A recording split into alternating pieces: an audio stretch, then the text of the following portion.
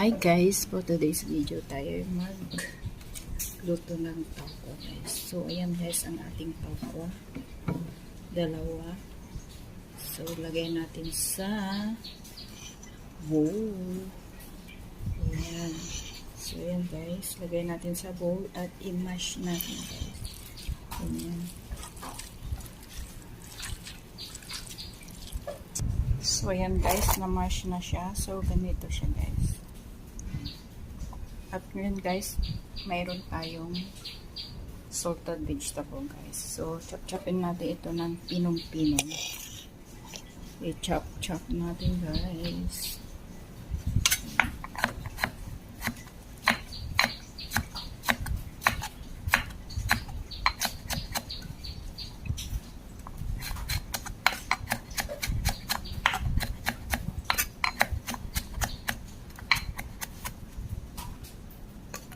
So, ayan guys, mapino na ang ating salted vegetable. So, ngayon guys, ihalo na natin sa toko. So, halo natin sa toko.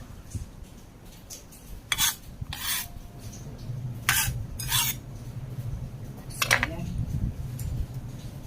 So, ganito ang gawin natin. So, ito na ang kamay ko. Gamitin ko guys, malinis naman guys, natugas.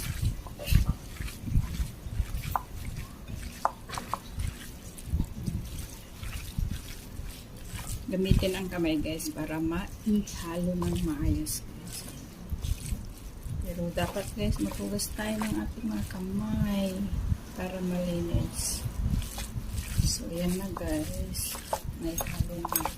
So ngayon ang gagawin natin is ito ang ating malaking kutsara para gawin natin pati. Ganyan guys.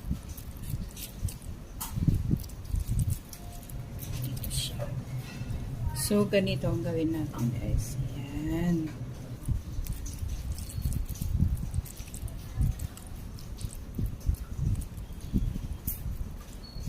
Ayan guys.